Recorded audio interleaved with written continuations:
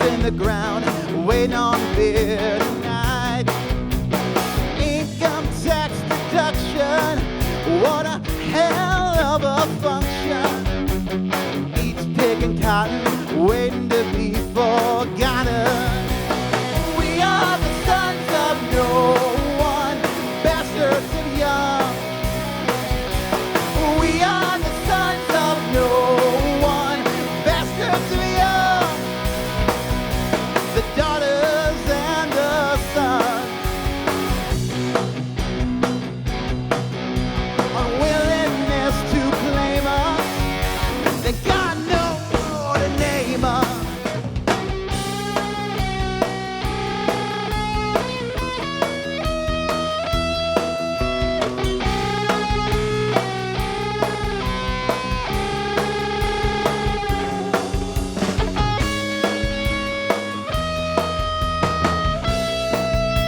The ones who love us best are the ones we'll lay to rest.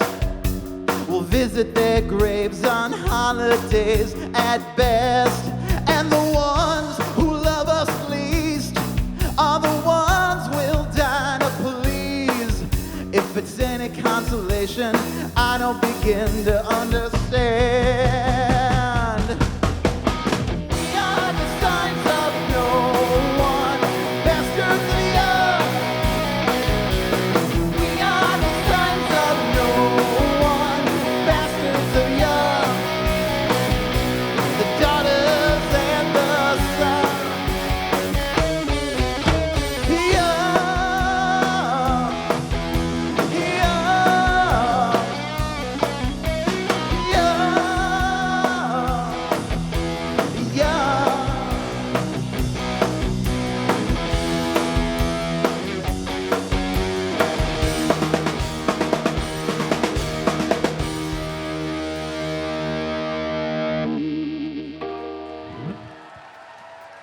Thank you so much. Give it up for Eric Arnault singing lead on that. That's the replacements. So some of the mortified rules in the producer's manuals were supposed to start every show by playing that song over the PA, so we thought we'd just play it live tonight instead. Why not? Here's a different one.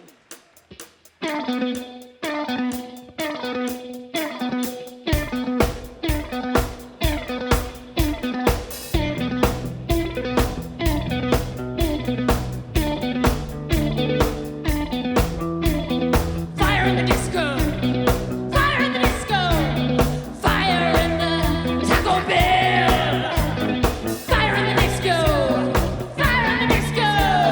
Fire in the gates of hell. Don't you wanna know where the king started fire? It's my desire. It's my desire. Don't you wanna know why the king started fire? It's my desire. It's my desire. Danger, danger. High voltage. When we touch, when we kiss. Danger, danger. High voltage. When we touch, when we kiss, when we touch.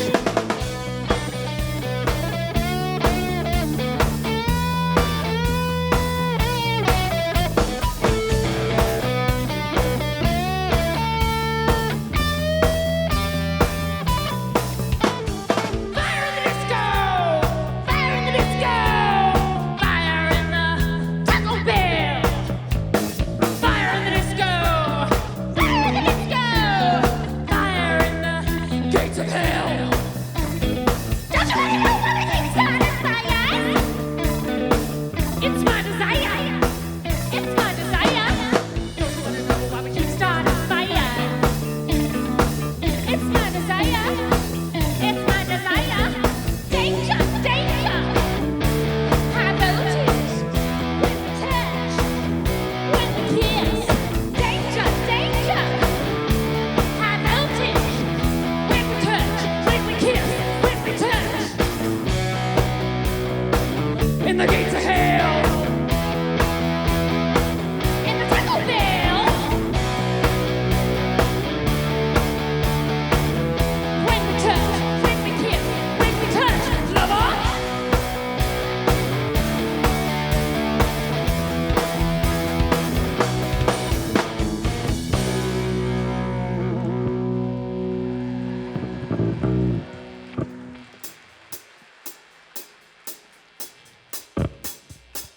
You guys are allowed to sing along. Please. Encouraged even. Yes. They're gonna clean up your looks with all the lies in the books to make a citizen out of you.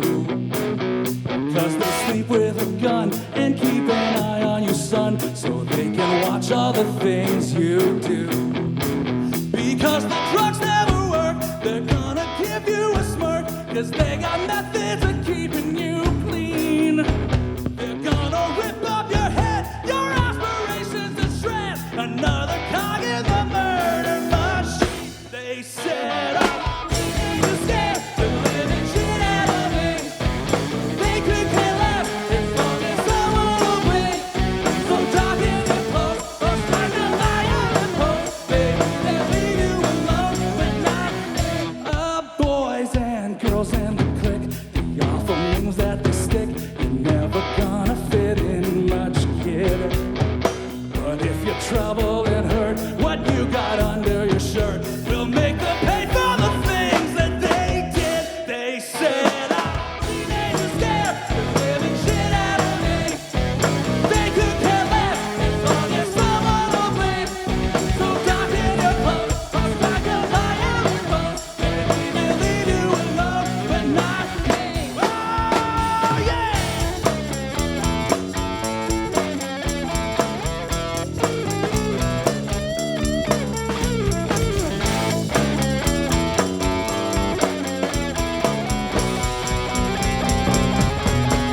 Said all teenagers scared the living shit out of me. They could care less as long as someone will bleed. So darken your clothes or strike a violent pose. Maybe they'll leave you alone, but not me.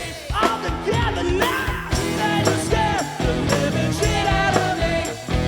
They could care less as long as someone will bleed.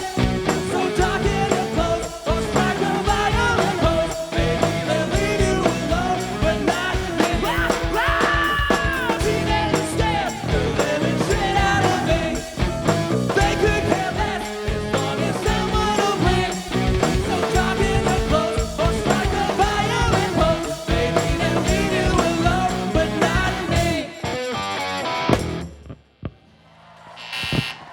You guys sounded great. You want to join the band? We have room for about 499 people, so one of you is not going to make it. I'm so sorry.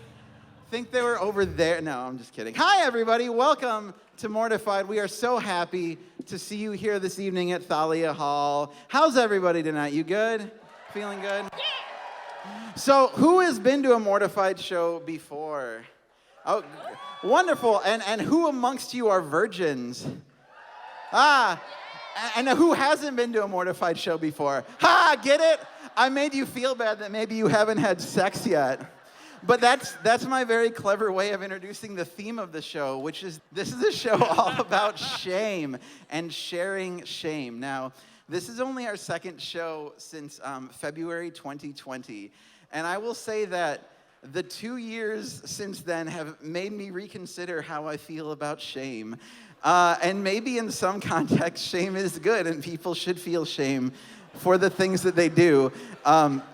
Totally unrelated, thank you guys for wearing your masks tonight. We really appreciate it. Thank you so much. And for getting vaccinated. Yeah. Just for this show, probably. Thanks. Yeah, I'm sure we really moved the needle on that one. You're welcome, Dr. Arwadi. But no, so regardless of whether shame is appropriate, and I'm starting to think that in some circumstances it is still something that I think we really need to expunge. And so, therapists exist for that, but a more fun way to do that with very light shame is to come to this show here. And so what's going to happen tonight is that people are going to share true artifacts, true things that they created as teenagers that they are now ashamed of. And together we're all going to have a moment in this room, and we're going to share the shame with them, and then we're going to get it out so they can go back out into the world and feel good about themselves, and maybe you guys can feel a little better too, and maybe we can feel better. I feel great. Fun fact, Dwight's bass was stolen out of my car right before the show, so I could stand to feel a little better. He had to run home to get his shitty backup bass for this. So give it up for Dwight for making a round trip during rush hour.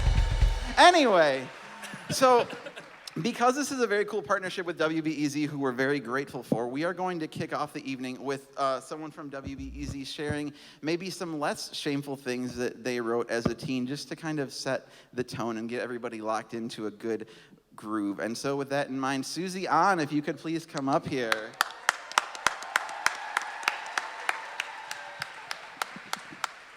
Thank you. Hello. So back in high school, as I'm sure a lot of these stories begin, I went on a class trip to Europe, and there was a boy who was in the year ahead of me, and he was arguably the most popular boy in that grade. I was not popular, not a question about it, but he chose to spend most of his time with me on that trip, and we kissed. It was like a magical teen rom-com. On the plane ride back, I asked him to be my boyfriend, and he said maybe. And then when we got back to the States, he definitely was not my boyfriend. And I cried about it, and I pulled out my little fairy notebook, and I wrote him a poem. And this is the poem. Ugh.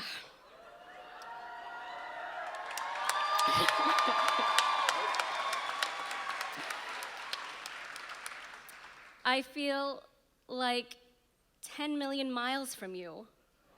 When will I see you again? My feel for you didn't start this way. We could smile and look away, but now we gaze and wonder. I wonder. I shouldn't feel this way. And maybe your thoughts are similar, because every time I see your hand with hers, or her waist enveloped in your arms, I turn away, frightened or confused, like maybe I wasn't supposed to witness that, but I did. He ended up marrying this girl. So, I shouldn't feel this way. I look at the pictures of you smiling and looking into the camera, your eyes from the still frame meet mine. These were the pictures I took of you with others because I was too scared to ask you alone. I shouldn't be scared, but I am. You glanced at me in a certain way. I know you remember. Because you painted me red. And we had to laugh and wait for golden brown to smear over me. I don't know what that means. I don't know. I shouldn't feel this way.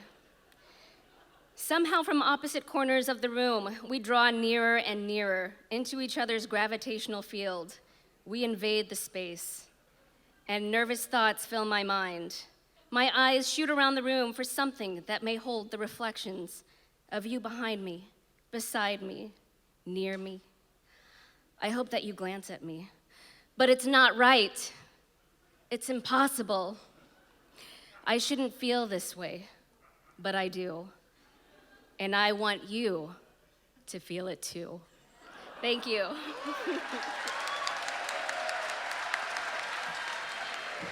Now, Susie, I think seemed like she was mortified by that, but I feel like, at least for me, if I wrote something like that now as a 37-year-old adult, I'd be like, yeah, that's pretty good. I'm pretty good.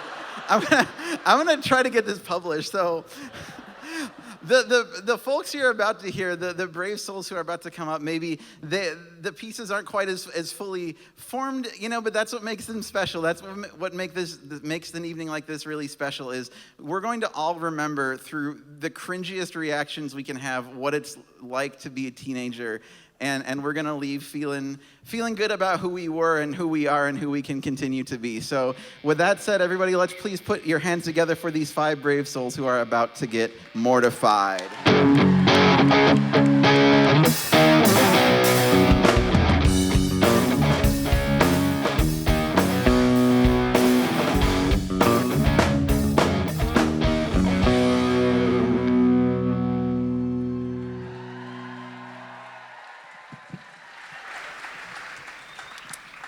Good evening.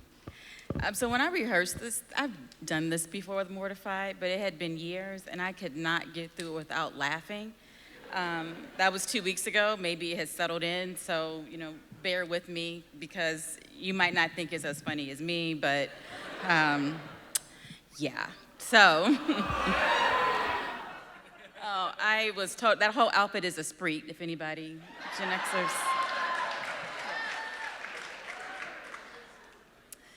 Okay. Hi, I'm Natalie. I grew up in Chicago on the South Side in a neighborhood called Chatham. The oldest of 3 children.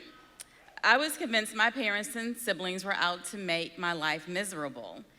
Even though I had a big family and lots of friends, I didn't feel like I had anyone I could bare my soul to share my inner thoughts and feelings. So when my 6th grade English teacher told us we had to write a daily journal, I jumped at the chance.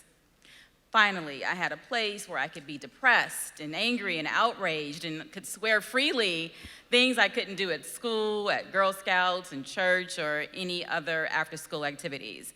My journal became such a confidant, I forgot my diatribes are being read by my actual teacher. Although luckily not the one I talk badly about. Just to note, my brothers and sisters' names are Joey and Megan, and all others are names of my friends, and I sometimes call my parents Mom and Dad, but for this, they're Joe and Yvonne. I think their picture, oh, we can't, that's my dad holding my sister and my mom in a Carson Peary Scott sweater. My first entry is from October 12, 1987, when I was 11 years old. Dear Diary, today was boring. I got in trouble because of my spoiled little sister. My parents make me sit. Ugh. Tonight, me, Ma, Joey, and Megan went to church. It was family night. We baked Solomon's cake. My best friend Donna is such a you-know-what. I was giving her some spaghetti, and she throws it all on me, hair too. So I put it on her new Guess shirt. Serves her right. I had piano lessons. My bedtime was changed. I always did hate Mondays. P.S. I'm writing sloppy because I'm not supposed to be up. October 20th. Today on the school bus, my brother tried to beat me up. I didn't try to fight. I tried to block him off. The bus driver had to pull over. When I got home, I told my mother, and she didn't tell my father. She really didn't care that much. P.S. At about 12 a.m., my sister Megan went to the bathroom in my parents' bed.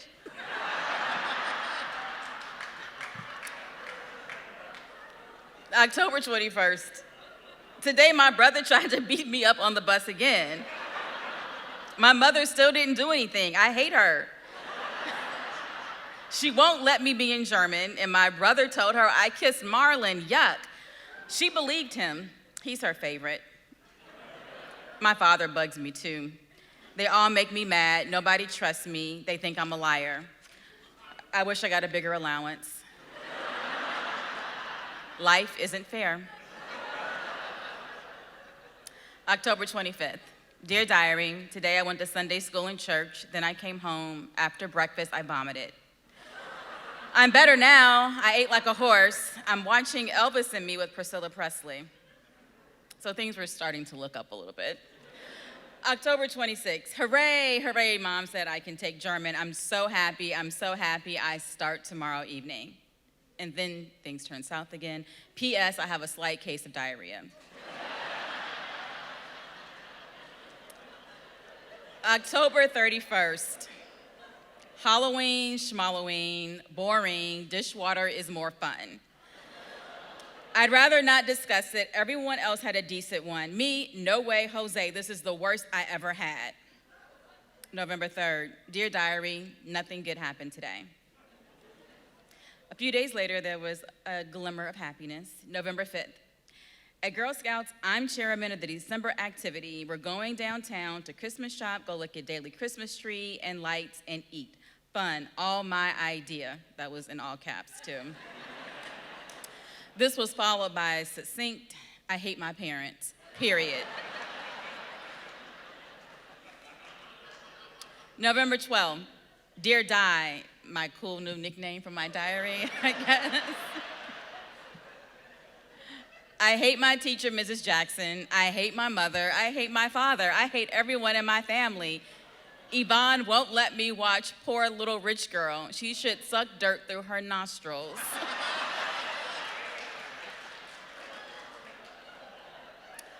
Tomorrow is picture day. I have to go to bed now. November 13th, Dear Diary, picture day was awful. I think I took a bad picture. I know I took a bad picture. My friend and niece is a petty little, pardon, I don't do this often, bitch.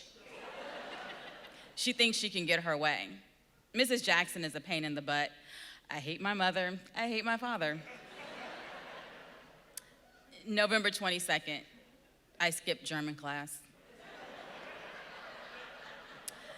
My friend Erica and I had an incident last week. She stuck me with the pencil in science class. She did it on accident, which I did not know. I'm serious, really, touched her twice on the face. Anyway, Erica's mother found out and blabbed on and on. She said I was too sweet to be doing that. Sure, and I'm Princess Di. Dang it was just a hit. Erica wasn't exactly good. Her mother, Mrs. Bradford, said she was going to tell Yvonne on open house, but she was busy. Joe and Yvonne wouldn't have been pissed off. Then Mrs. B would feel like shit. I'm sorry, but those words express how I feel, because I don't curse. Totally in denial. P.S. report card, second honor roll. December 14th, Dear Diary, Mrs. Ugly Beatrice Jackson, Yak. I asked her why I got a B in handwriting. She made me cry. She is such a jackass. I know I sometimes write sloppy in this journal, but I don't at school. Maybe it was the holiday spirit, because a week later, Mrs. Jackson and I made up. But there was still one thing I wish I could cross off my list. December 22nd, Dear Diary. Mrs. Jackson gave me a card. I gave her a present. We had German. As usual, it's getting pretty boring. I want to quit, but I can't tell my parents because I begged them to take it. 1987 was soon over, and with the new year came a new, less angry Natalie. February 8th, 1988. Dear Diary, today I had a better day. Mrs. Ballheaded Jackson gave me an A- for my penmanship. After school, I went to my friend Donna's house. We're friends again. We played Atari and made up a dance. My grandpa showed us his new car. It's a DeVille. Then we went to Pizza Hut. This Monday isn't so bad. I'm happy to report things have looked up ever since, and I never really hated my parents. Thank you.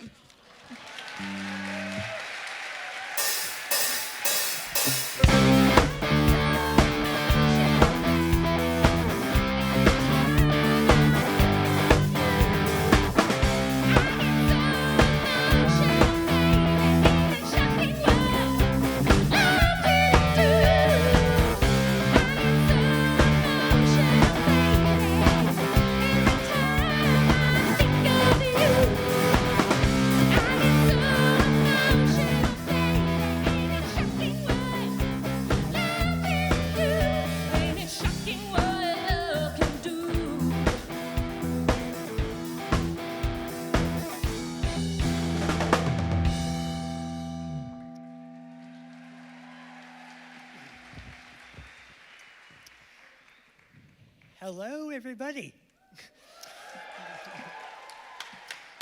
So, a few of you saw me walking out here and you thought, oh my God, but I can assure you that I'm not drunk, I just have cerebral palsy. Apart from having cerebral palsy, I also have a visual impairment. And growing up in Florida, it gave me a lot of opportunity to really hone one of my greatest skills, which was observation. It's kind of ironic, I know.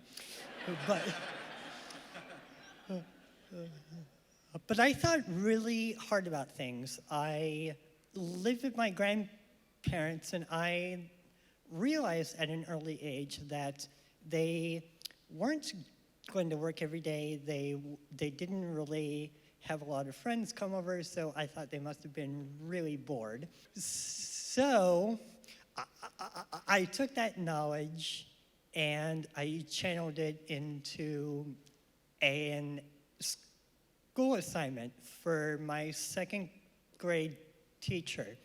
One day, while returning from Christmas break, she gave us an assignment. And the assignment was, how would you make the world better? And so I channeled my observations about my grandparents and, about senior citizens in general. And I came up with some really unique ideas. So rather than me trying to stutter each and every word, I would like you guys to leave here without the gray hair.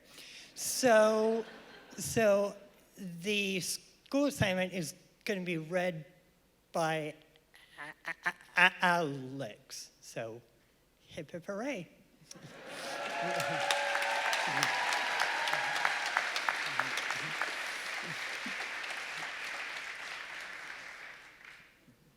How I'd Make the World Better, January 10th, 2001, by Robert Kingett, second grade assignment. This paper is for Mrs. Berger and nobody else.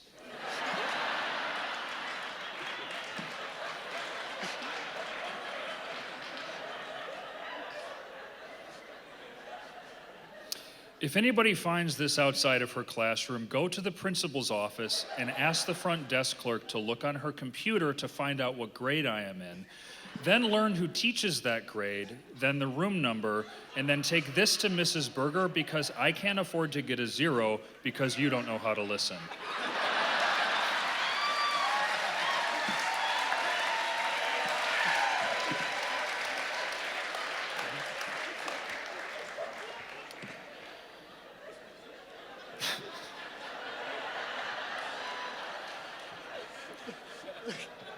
To understand how I'd make the world better, I first have to explain how the world works, because if I don't, I won't make sense to you. My focus is going to be on old people. First, I need to explain how the world works so you can follow me. I overheard my grandpa and grandma talking about taxes. They wouldn't explain what they were talking about to me, so I went to the library to ask for a kid version of a tax dictionary, or a kid version of a book about taxes and the government. I didn't understand all the words, but I asked my grandpa what some of the big words meant. When he told me, I wrote them down and memorized what I wrote. The book said, taxes pays for things like schools and police and stuff.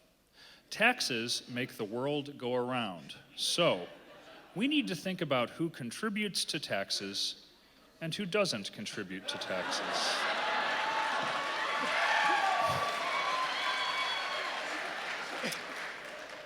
Taxes are cool because they serve as money and a reward. There are people who can't pay taxes, though. That's old people. Let me explain why old people can't pay taxes. Here's how people usually pay their taxes. Working people send their taxes to the government in a box that's placed in the mailbox. The mailman delivers it to the government, keeping track of who has paid and who hasn't paid. Old people can't do this because they can't walk to the mailbox.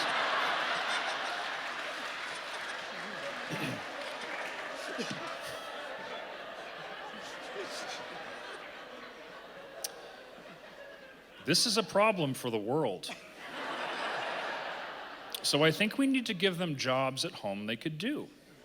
They could knit or tell stories, and other grown-ups can pay the old, smelly people to knit and tell stories. Since old people live in a nursing home, they can just have a younger grown-up take their tax box to the mailbox every month when other grown-ups are getting paid. This way, more people are paying more taxes so the library can get more books. But what if an old, smelly person can't work because their hands shake? I've thought about this for a while. It confused me for a few days, but I think I figured out an answer. Every old person smells, especially old men.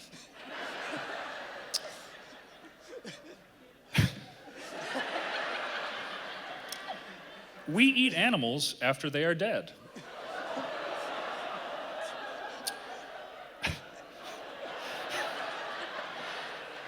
Grown-ups cook dead animals.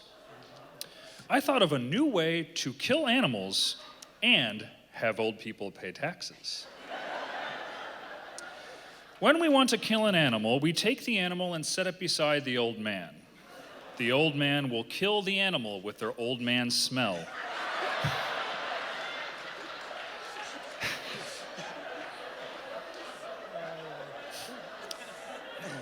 And then we have food. This way, younger grown-ups don't have to use their taxes to fix animal-killing tools. An old man's smell is very strong, so we should put it to use. Old men can kill people with their smell, so I think they would be able to kill all kinds of animals. If they can't walk, a younger grown-up could bring the animal next to the old man, and when the animal suffocates and dies, then we can cook it. This way, old people will be working and can finally put money into their tax box. My idea would help put more old, smelly people to work. Who says they should retire? The world doesn't stop moving, so we need to keep up with the world. Otherwise, we would be behind on our taxes. This is bad, because when grown-ups need to call the police, there won't be enough taxes to pay the police, so we need to put old people to work. Signed, Robert Kingett.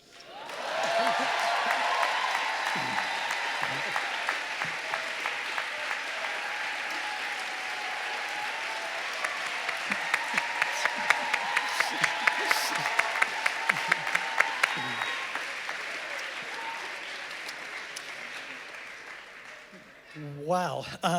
Thank you for laughing at possible fascism.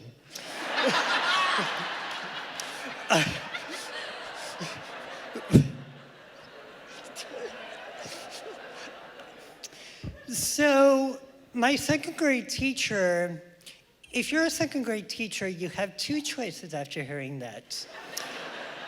You either give them a detention or you give them a very high grade. And so my second grade teacher, she did both.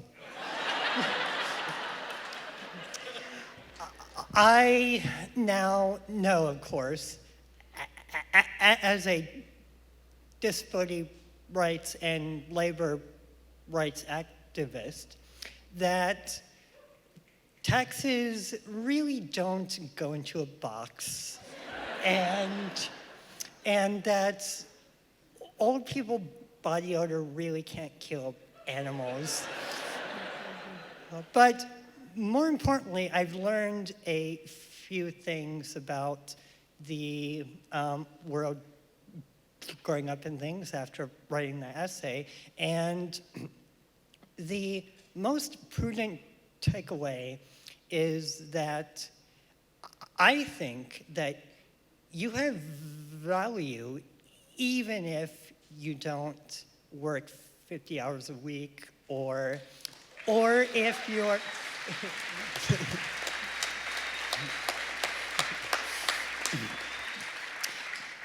thank you, or if you are a senior citizen and you've retired, like my grandparents, you don't have to go to work. You can just enjoy your life, and that's what I think more people should do, is just enjoy life, enjoy retirement, and just enjoy each other while we're here.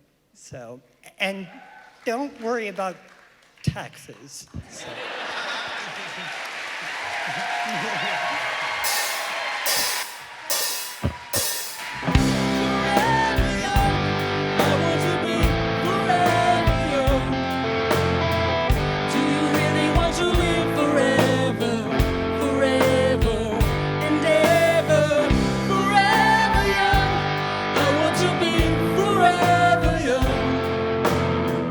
Do you really want to live forever?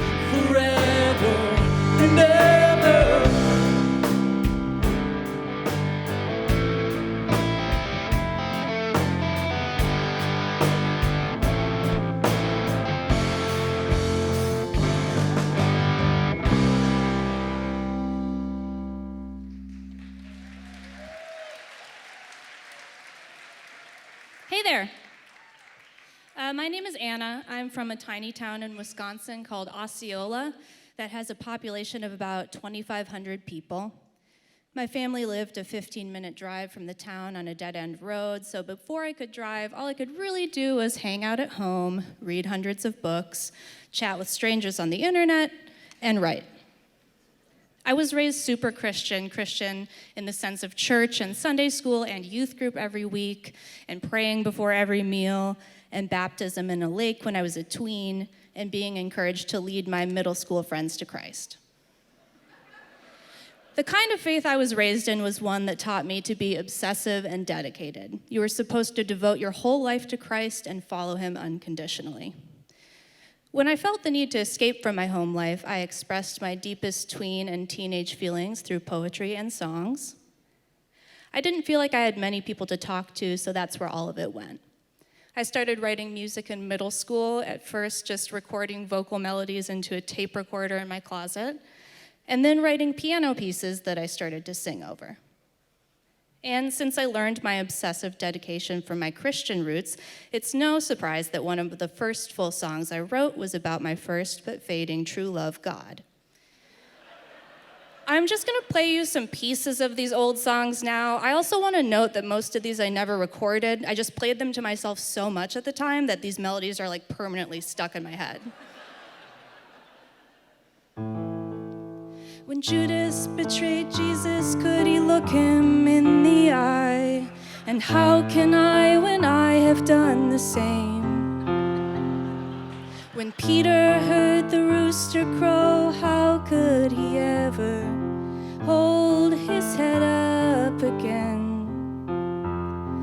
When all that's left is me on my knees, I cannot even look at you.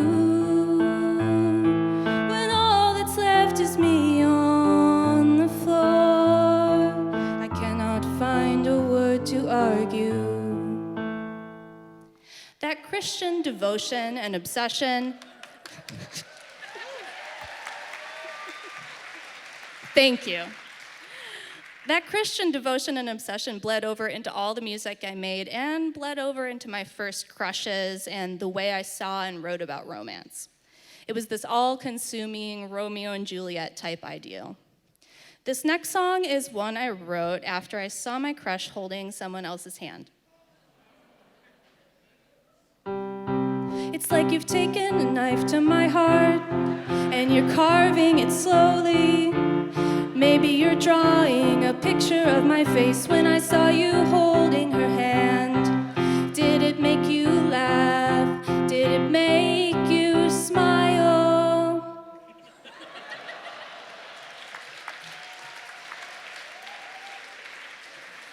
Maybe a little overdramatic considering he didn't know I liked him.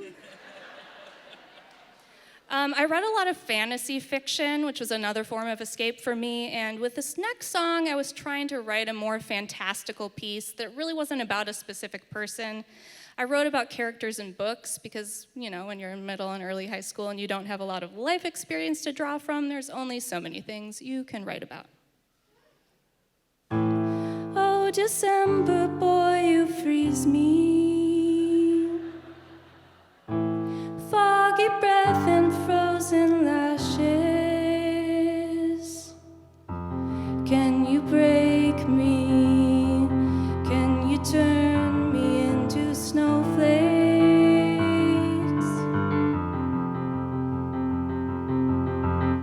Who says snow angels cannot fly? I swear I have seen them soaring.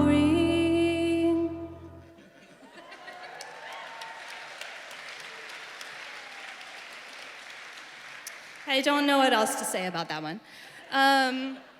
This next song is the first one I ever performed in front of people at my high school's variety show. I was terrified, though I'd been in many plays and musicals and piano recitals growing up. I'd never performed anything that I had created myself. I picked this song because I was most proud of it at the time, but I'll just play the bridge here. When the storm is never ceasing, can you help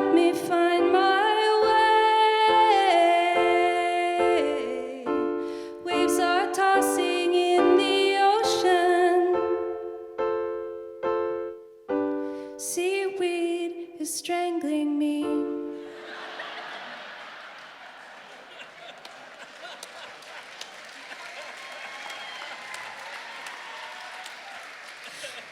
I was surprised to find that people liked my song. Somehow, I'd been writing songs in a vacuum for so long so to finally get a response, and a positive one, was really encouraging. This next one is just dramatic. With more of that fantasy imagery I love so much, I really thought that's what good writing was like, using big words and putting together phrases that didn't actually make that much sense, but that I felt painted a pretty picture. Tangled up like harlequins, it's serendipity. With moonflecks in my eyes, I wait to take in my next breath. Geronimo, here we go, free falling again. My life is torn and I can't find a way.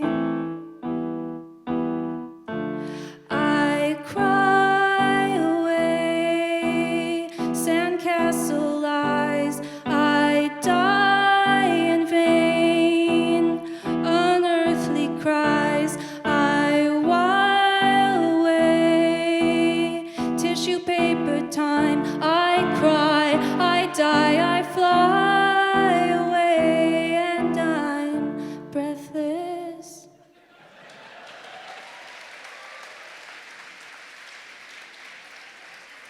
I really have no idea what tissue paper time and sandcastle lies are. I was just trying to sound cool. Toward the end of high school, it wasn't enough that the songs were being written, sung, and performed live. They hadn't truly realized their full potential unless they were immortalized via music video. It will become clear that one of my favorite bands at the time was Evanescence.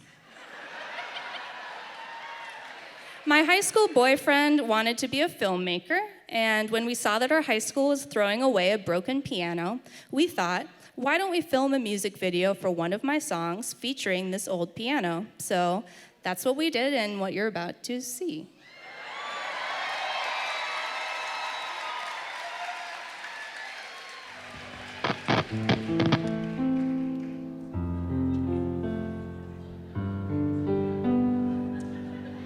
A sad man riding down a road on a motorcycle. So far, still the cold is sinking in. I don't know what to do without you. I don't know what to do without you.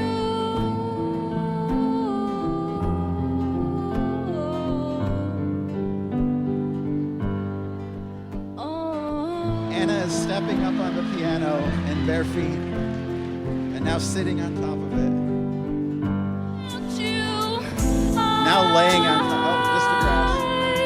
Don't know what to do without you.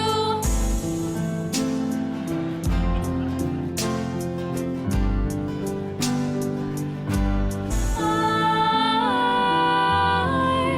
don't know what Man to at a do. crossroads.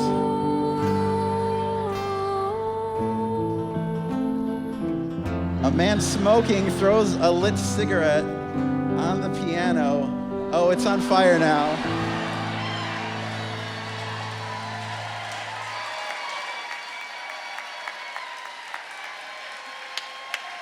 I know.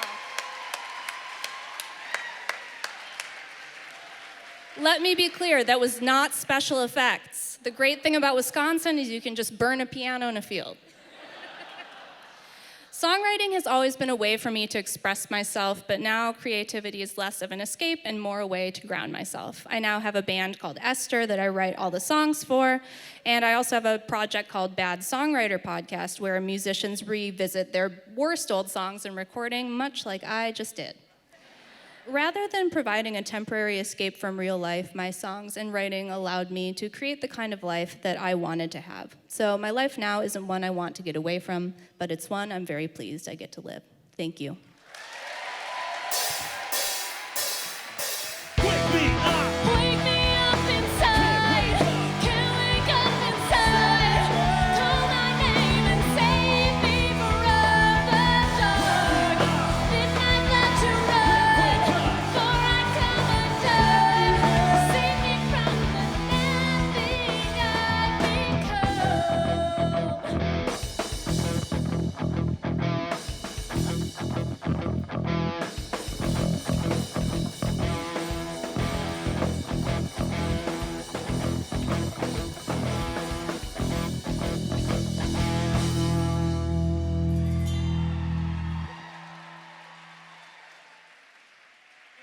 Hi, everyone. My name is Allison, and I was born and raised in South Bend, Indiana. As a kid growing up in early 2000s suburbia, where 4th of July meant swimming in the lake and watching fireworks, I considered myself a true patriot. My family also happened to be on a plane on 9/11, so I took the attacks much more personally than most 12-year-olds and took every opportunity I could to consume documentaries and books about the topic. On Monday, May 2nd, 2011, I wrote in my iPod Touch diary, "So today has gone pretty well. The US finally killed Osama bin Laden last night. In math, we were all chanting, USA, USA, as we watched it on the news. Haha. Nick, Blake, and I said it would be better if we captured him and brought him back to the States. Then we could have everyone who was affected by 9/11, which is pretty much everybody, get one shot to kick him in the crotch. Or we could have the MLB smash his head in with a bat. Smiley face. Either way would be nice. Anyway, I've been feeling really crappy about being single lately. What else is new? And I don't think it helped my mood too much to watch a Biography Channel special called The Day John Lennon Died. It went into all kinds of detail about how his wife and kids reacted and all his bandmates and everyone he knew and stuff. Okay, well, I've got to go to bed, so good night. Peace and love, Allison." Clearly, I took Toby Keith's "We'll Put a Boot in Your Ass, It's the American Way" lyric a little bit too far. I had always felt my interests lay outside the generational scope of my peers, and I just couldn't understand why I felt like an outsider. I mean, what 12-year-old doesn't curl up with the Biography Channel after a long day of contemplating the repercussions of 9/11? By 7th grade, I wanted to be seen as the grown-up I really felt I was. My big feelings regarding current events and my relationship status were simply too lofty to be lulled by the likes of Justin Bieber or One Direction. So instead, I turned to the greats: John, Paul, George, and Ringo. In the fall of 2010, I wrote on my iPod Touch diary, "Last year in 6th grade, when Mrs. Schuster announced we were doing research projects, a thought hit me out of nowhere. The Beatles. That was the luckiest thought I ever had. If it wasn't for that project, I might still be trying to get over my crush. I spent the better part of the next 3 months living and breathing the Beatles. I was a Beatlemaniac. Every young girl is obsessed with a boy band. In 4th grade, for me, it was the Jonas Brothers, but 7th grade me was much more mature. My boy band was the Beatles. On Wednesday, June 1st, 2011, I wrote, "I would consider the top 3 problems in my life to be not having a boyfriend, body image, and popularity. The good news is, I have the same issues as most American teenagers. I'd consider the 3 things I hold dearest in life to be God, family and friends, and the Beatles. So yeah, I'm not normal." The following summer, I moved on from the iPod Touch diary and went the paper and pen route. I also included which day of summer it was and a random inspirational quote at the end. Less than 2 weeks into summer vacation, my mission for the season became clear. Monday, June 13th, 2011, day 12 of summer. OMG, OMG, OMG, I have amazing news. Okay, so I got on Facebook and I saw an event post from Paul McCartney, so I clicked on it. Paul McCartney live at Wrigley Field, July 31st, 2011. My dad said he's all for taking me if I pay for my own ticket. I had a dream like this last summer, so I already have an outfit picked out. I'm going to wear my yellow Abbey Road t-shirt with shorts or skinny jeans, depending on the weather. I have this super cute boho peace necklace I just got from Aeropostale today. OMG, I'm seriously flipping out. I plan on being so excited that I cry, then losing my voice from screaming so loud. I also plan on rubbing this in Jack's face because he thought he was all cool for seeing Ringo Starr last summer, but nobody even likes Ringo. The only reason people go to his concerts is that there's only one Beatle left and they can't get tickets to Paul's concert. This is a once-in-a-lifetime opportunity. Paul is old. He could die soon. Who knows? Maybe he'll never play Chicago again. Okay, well, I'm gonna go to bed and dream about the concert. Sigh, dream on, Aerosmith. Peace and love, Allison." And like most middle schoolers, my parents just didn't understand. Tuesday, June 14th, 2011, day 13 of summer. I just got into an argument with my mom about the concert. She doesn't want me to go because she says it's a waste of money. I told her that I'm paying for my ticket and I could take out a few loans and eventually pay her back for Dad's ticket and gas money. She told me that was bad money-making skills. What the fuck? Ugh! This has been on my bucket list for over a year. It's my freaking life's dream. She says she could understand if it were Justin Bieber or something. What is she even talking about? She says I won't know the songs. Wrong. I don't think she knows I love the Beatles and stuff way more than I let on. I try not to talk about it too much except with close friends and in this journal because I don't want to seem crazy. Anyway, the point is I'm gonna have a fantastic time at that concert because on the inside, I am one of those crazy people. Pardon the extremely rude thing I'm about to say out of anger, but my mom can suck it.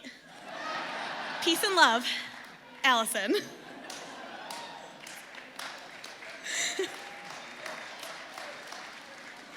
Despite the pushback from my obviously confused parents, I was able to secure concert tickets through some neighborhood odd jobs. On Friday, June 17th, 2011, day 16 of summer, I wrote, in less than a week, I've gone from $18.14 to $94.14. Thank you. I'm gonna see Paul McCartney for sure, baby. I checked out the set list online, which looks epic, by the way, and I still need to memorize a few songs. The titles are familiar, but I just need the words. The songs are all by Paul's other band, Wings. They are Junior's Farm, 1985, and Let 'Em In. Okay, well, off to learn some new songs. Good night. There Are No Ordinary People, C.S. Lewis. Peace and love, Allison. And finally, with all the cash in my piggy bank and the Wings discography memorized, I got to live out my dream. Wednesday, August 3rd, 2011, day 62 of summer. Wow, I haven't written in forever.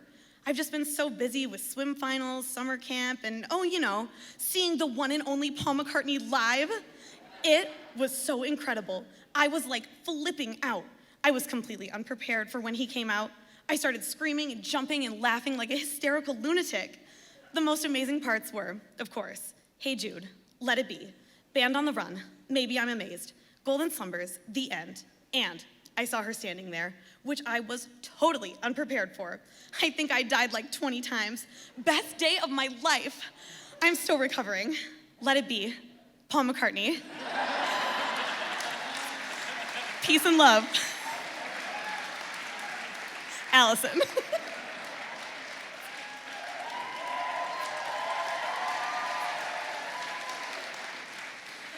Growing up, I felt a lot of shame for the music I liked and the ways that some of my big feelings kept me alienated from some of my classmates.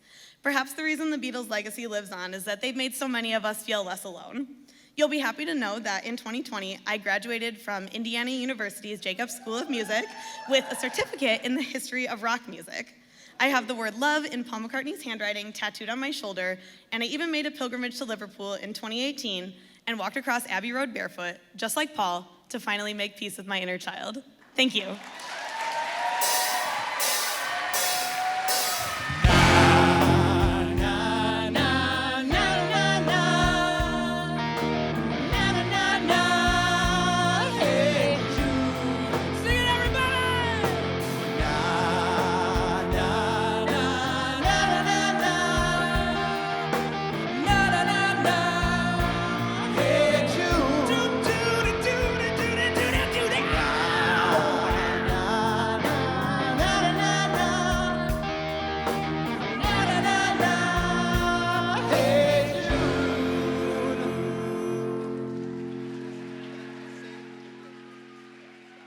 Hey everyone, I'm Zach.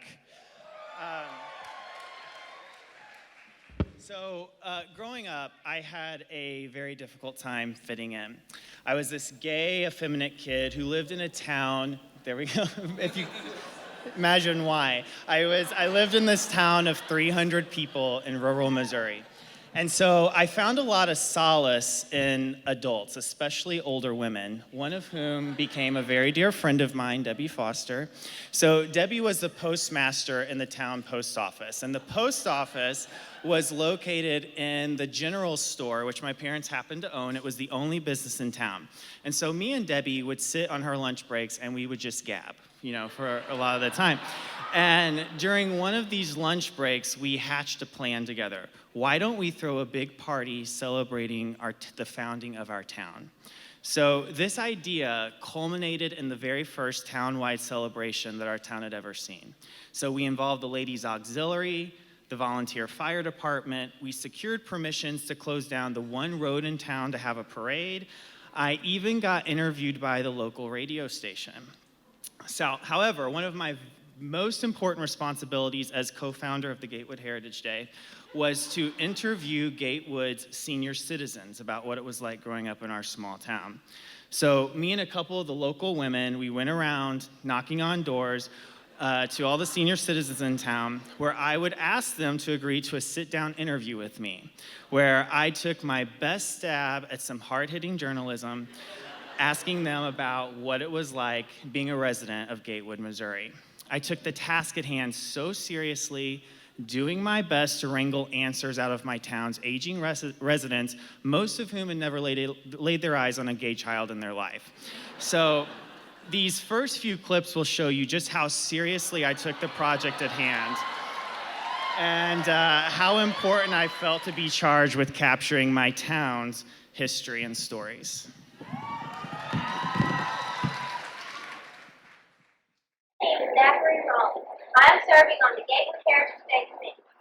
Gatewood will celebrate its 142nd birthday on August 21st of this year.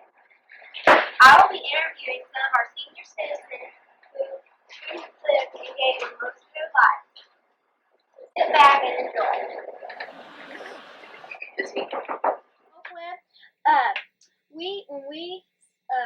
We did some research on the person who lived in Gatewood the longest, and we found out that was you. So you lived in Gatewood the longest, and we'd like for you to be in the Gatewood Parade, the Grand Marshal. You would ride in Johnny Reese's little red truck in the parade. I think you'd be in the front of the parade. So would you be willing to do that for us? Okay, thank you. Okay, let's do our questions. Okay, would you please state your name to the camera? Hello, I am at Zetta Netherland's old house. She was the oldest person in Gatewood. Zetta just passed away recently. I am with her sister, Lily Mary Mann. Her nickname was Nick, and her daughter, Sue Herzog. We will be interviewing Nick Mammon. I hope you appreciate the intimate camera work right here. Just a very slow close-up on the two subjects. Sue's on the right, Nick's on the left. And we're still panning across them. Ready? This is a ponderous shot of a house. This is the oldest house in Gatewood. It is dated down to 113 years ago. Leland and Jesse Ponder are residents of this house now. We will be interviewing them in just a moment. Okay, here's the first story. And go right up, and I want to show you the second story. We're going to do a slow zoom. Right there it is, the second story of the oldest house in Gatewood. So, I took it so seriously. And I left no stone unturned capturing the history of my town. And my very task-oriented nature made me the perfect candidate to capture my town's details and facts and history. However, this same nature didn't always lend itself to eliciting the most telling or meaningful interviews. So I would often get so bogged down by the set of predetermined questions and my copious note-taking, which didn't result in me responding the most eloquently to some of their answers. But I was 11, so keep that in mind. Okay, what did you do for entertainment? There wasn't much entertainment back then.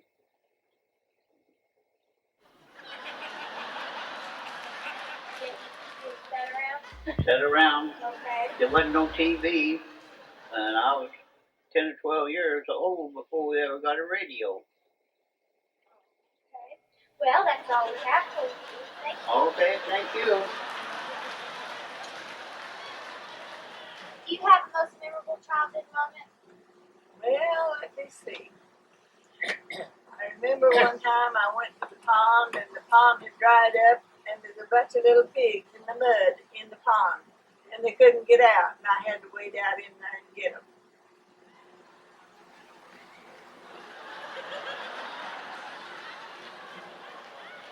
Okay. Do you have any children? No, I don't have How did your children grow up differently? I don't have it. Oh, yeah, that's what I'm sorry. Okay. All right. Will, how long have you lived in Gatewood? All my life. Okay. Do you have a most memorable childhood moment? What you mean? Do you have something that sticks out Oh, in your mind from your childhood? not really. I don't flinch with the power outage. Do you have any children? Yeah. Any children? I've only got 12. Okay. Would you mind naming them? If you can remember them all? I think maybe I can. You want to write down their names? Yeah, I'm going to write down their names. Herschel Vance is my oldest one. Herschel. Okay. And Gene Vance. Yeah. Buster. I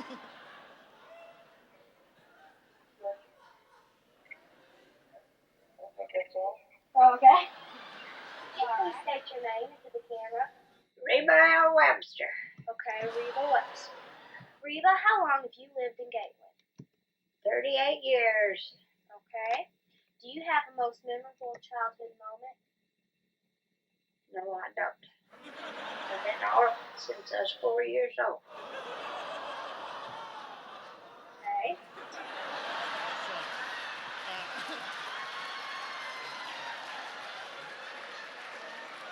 Okay. You know, that I not only had so much pride in my town, but I had so much pride in my country at this age. And, but to be honest, Reba Webster was a pain in my ass. She gave me no good answers to any of my questions, and thankfully I revamped after her curveball. And it wasn't all work and no play, though, on this project. So I had a relationship with most of the people that I was interviewing. And as I said, my parents owned the one business in town, the general store. And so most of these interviewees were frequent visitors of my parents' store. And so this sense of familiarity lent itself to some nice, light moments of laughter as well in the interviews.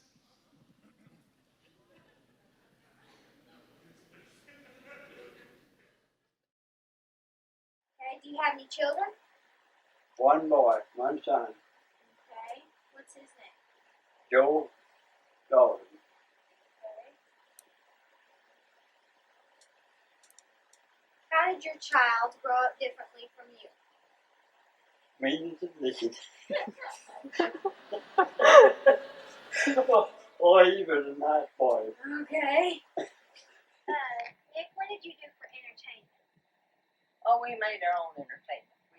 We'd have little play parties in the evenings.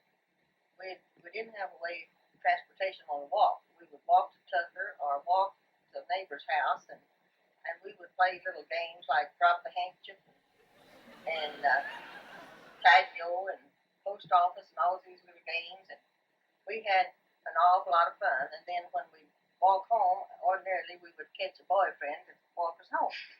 So that was worth the walk. Okay, Sue. Okay. What did you do for entertainment? Tomboy things.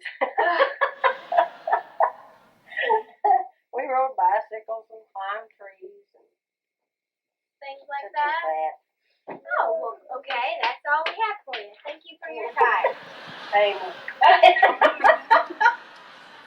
I really loved Bessie Yarber. She had such a sweet, sweet spirit. So the actual Heritage Day went off without a hitch. I rode in a float, which just means I sat in the back of my dad's pickup truck. I wrote and directed a skit about how Gatewood, Missouri was founded in 1854 by Richard Gatewood, and the teachers made the summer school kids perform in it for everyone on the big day. And it's like shit like that why I didn't have friends, you know? So we had a huge cookout, we had a live country band, we had games like a pie eating contest, and here's a photo of me with my co-organizer, Debbie Foster, as we were getting rewarded with a certificate for all of our work on stage. So we made copies of those actual recordings and we sold them for $10 a tape, and the money raised went to fund the volunteer fire department and the ladies auxiliary, and it was my very first taste of philanthropy. And as for the interviews, I used those copious notes that I took. I typed up a summary of each interview in my school's brand new computer lab. I became a wizard that summer at Microsoft Works and Windows 95. And the printed summaries hung on the walls of the volunteer fire department during the Heritage Day for all to read. So I have become a better listener since these days of interviewing my town's senior citizens. Today I work as a psychologist here in Chicago, but other than that, I'm really the same person that you saw in those tapes. I still take myself a little too seriously at times. I still bond really well with older people, especially older women. And working on this project with Debbie not only gave me something to do in the summer months when I had few friends my own age to hang out with, but it gave me this opportunity to think about bringing my whole town together. And as an 11-year-old who didn't have many friends and desperately wanted to feel important and accepted, having such an important part in my town's biggest event felt incredible. And looking back at those recordings with older eyes, I actually think I was accepted more than I realized at the time. Thank you. Isn't half as fun as growing up? These are the best days of our life. The only thing that matters is just following your heart, and eventually you'll finally get it.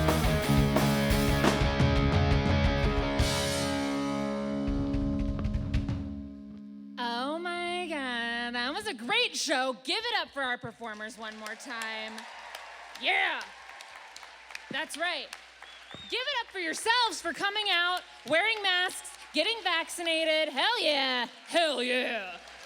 Before we depart tonight, we have a very important list of things to review. We've got to review, what have we learned? From Susie, we learned that feelings are meant to be denied through the art of poetry. That's right. That's right. Give it up for Susie. From Natalie, we learned that life would be fair if we all got a bigger allowance. That's right. Give it up for Natalie. From Robert, we learned that taxes are not complicated. They're not. They're not. Give it up for Robert. That's right. That's right. From Anna, we learned that tissue paper time exists and it can cause breathlessness. Give it up for Anna. Yes. From Allison, we learned that money can buy you love in the form of Paul McCartney concert tickets. Give it up for Allison. Yes. And from Zach, we learned that if you're best friends with your town's postmaster general, your dreams have no bounds. Give it up for Zach. Yes. And most importantly, we learned that we are freaks, we are fragile, and we all survived. Thank you!